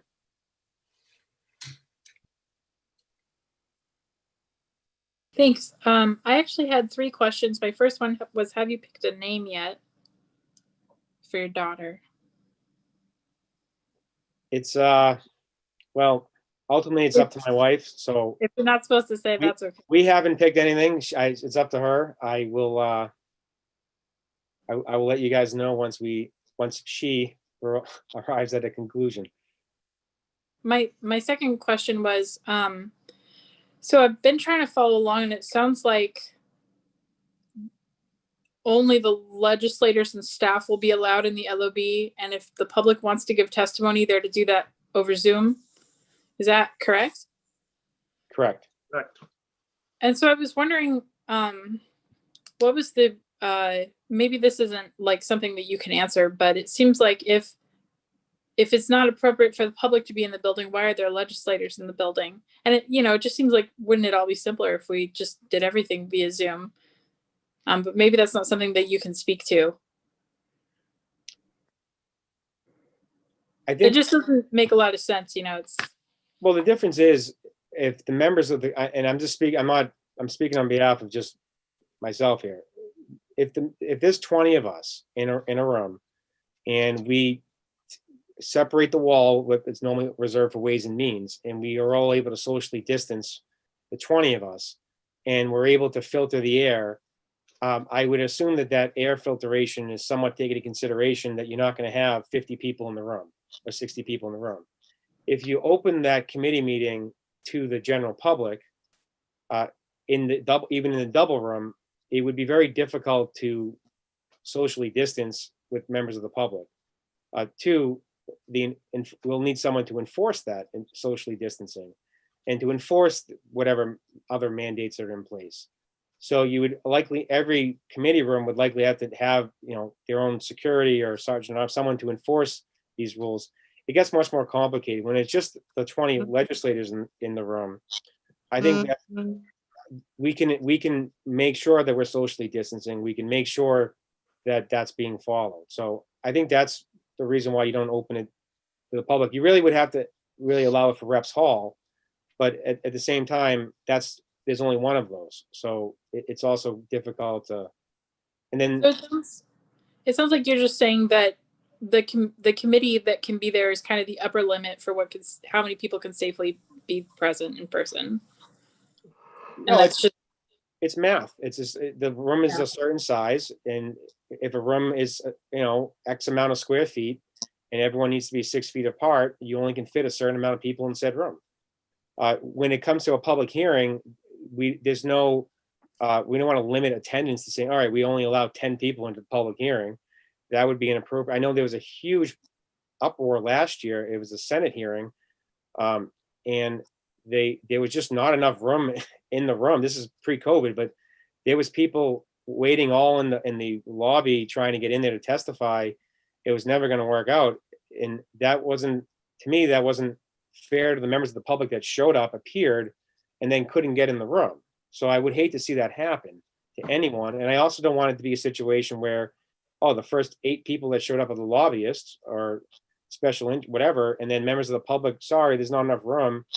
I think also, generally speaking, if you were to have all those people in the LOB, it's not just our committee, it's all the other committees that are meeting that day, they're going to have issues as well. So you don't, if you have 30 people show up for our committee meetings, because we might have a lot of bills scheduled that day, and you have 30 people show up at another committee and 30, it can start to overflow relatively quickly. All of a sudden, you can have a lot, the place can be overflowing. So I think that's having just us in the building.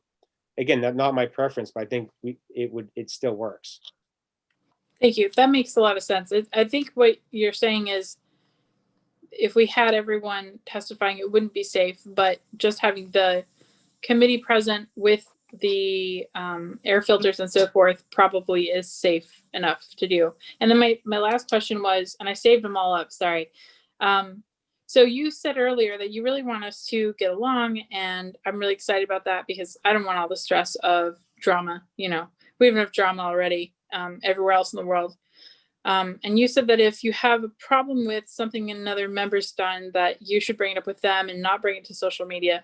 And I know kind of where you're speaking from, because I remember hearing from you and Representative Welch about how personally you were impacted after the whole issue with the pearls, and that, you had death threats, and Representative Welch shut off his email. And it sounds like it's certainly not something I ever want to experience. And so I was wondering if your issue with another member comes up when we're in a public hearing or in an exec session where we're in the public's view, private conversations aren't really possible or appropriate. Would you want us to bring up our concern about another member to you in the public hearing, or would you want us to hold it until it's over? And I'm mentioning this in case it's an issue of behavior, if someone's repeatedly doing something that you think is inappropriate, would you bring it up to the chair, or would you want us to wait until it's over? Noting especially that now that we're, recorded, and it's that it may be bringing up an issue with the chair during the hearing would almost be the equivalent of putting it on social media at this point.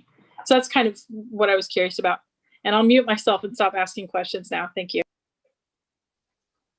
So thank you for your point. What my point is that if to any member of this committee, now whether you want to bring it up privately after the committee hearing, or if you want to raise it during the hearing, I think I will tell each member that they're free to raise it during the hearing, or we can discuss it with me directly after the hearing.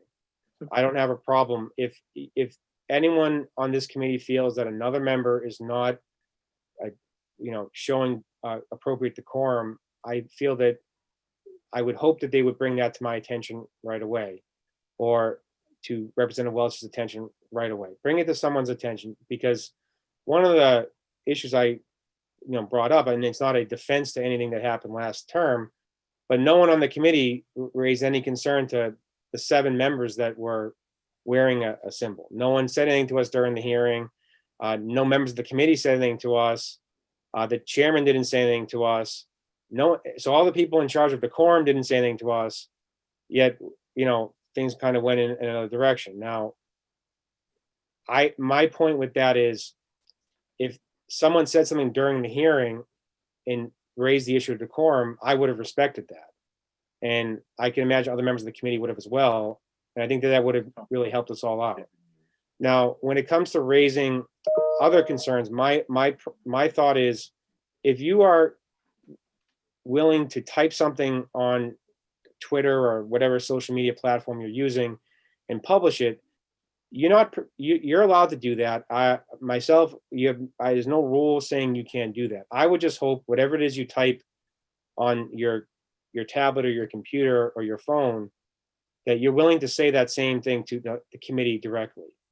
And I would hope, and it's just my preference, that whether it's a positive or a negative comment, I would appreciate to hear it from you directly rather than read about it on Twitter or Facebook. To me, it means a lot more to hear it directly, and that's why I referenced my conversation with Representative Gathright, that I don't believe she ever published anything about that on social media. But I think for me and Representative Gathwright's relationship on a professional level, it actually improved a lot. And it means a lot to me to have these good relationships with people on this committee, that we can have these conversations.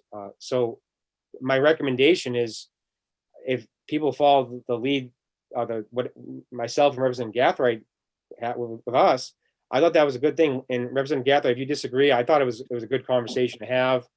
And I thought it, on a professional level after that, I thought we could talk about anything. Exactly. And I then, feel the same way. and when you put something on social media, this is more general advice.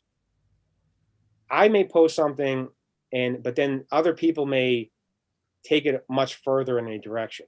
And just when you're talking about members of this committee, there's a lot of very important issues we're going to have, especially involving police reform, and a lot of bills are coming up. And I'm just saying that if we create hurt feelings amongst ourselves, it's going to be much more difficult for us to conduct business. So can I stop anyone from doing anything? No. Is it against the rule for you to do? No. You're free to do what you want, and I will respect that. But all I'm saying is I would prefer and encourage people to bring it before the committee directly.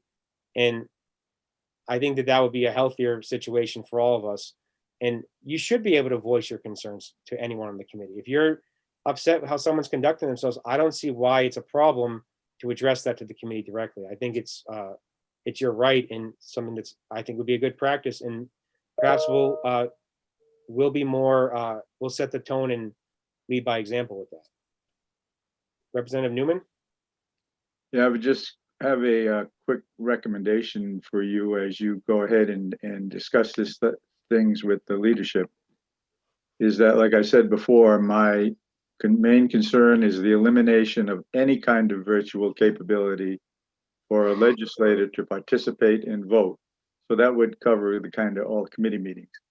And I would just make note that there are plenty of places, plenty of legislative bodies or other governmental bodies like the school board in Nashua, where in a meeting that's with a limited number of people like this, and there could be some individual, because of their circumstances or their health or whatever, as long as the emergency order is in effect, they just could not bring themselves, for their own safety and the safety of their family, would not attend an indoor meeting as long as that was the thing. So you could also give consideration to things like we have people in Nashua that participate in a school board meeting on the telephone. They can hear everything that's said, and there are they take roll calls by voice, and so they're able to participate. I would hate to see that type of virtual capability prohibited in anything that you guys decide, but that's something for you to consider. Thank you, Representative Newman. I see that Representative O'Hearn has joined us. And I don't know if his microphone is working, but we did, Representative O'Hearn, we did introduce all of ourselves to the members of the committee. I know you're a returning member of the committee, but if you'd like an opportunity to introduce yourself and explain your background to the members on the committee, I will afford you that time. Well, I will make it short and sweet. I didn't get the notice. I was working yesterday and I just actually saw it this morning, so I apologize for being late. I'm Sullivan County 3, Ward 1 of Claremont. This will be my 4th term on the Criminal Justice Committee, and my experience is in law enforcement for 31 years, retired.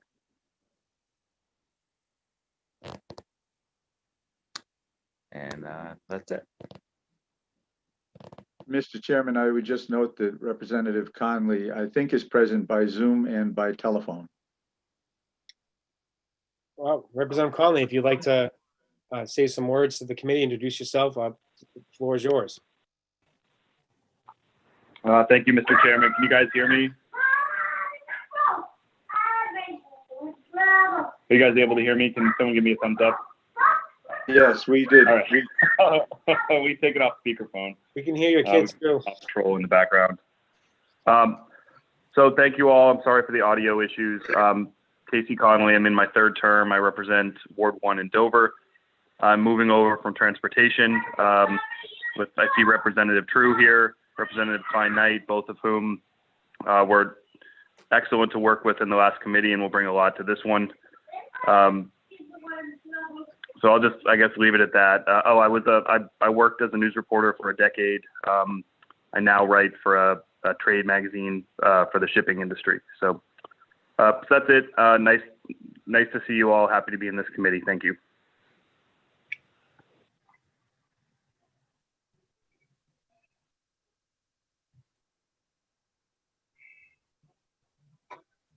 Thank you, Representative Conley. Do any other of the members of the committee have any other questions or concerns they wish to address at this time? I do see a member of the public who has their hand up.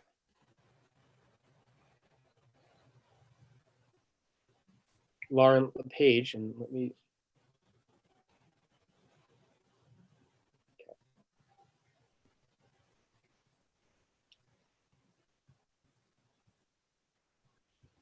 Ms. LePage? Yep, that was a mistake. My apologies.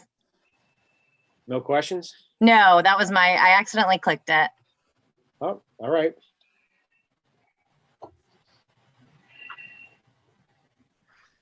But I believe that covers everything that we can cover for today. And I want to thank everyone, obviously, for participating in the orientation. As more information comes available, I'll be sure to provide to everyone on the committee. As you guys all know, things are changing relatively day by day. So once I get more information, I will be sure to let everyone know what we're going to do and when we're going to be meeting. If I will say, if you are the prime sponsor or sponsor of any bills coming before the committee, and just again understand that we may not be able to have the luxury of the subcommittees, so we may want to retain more of those bills than we would like. So just be prepared for that.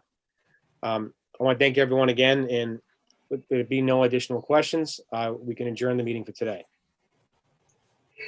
Thank you. Bye-bye. Thanks, everybody. See you soon. Thank you. See you soon.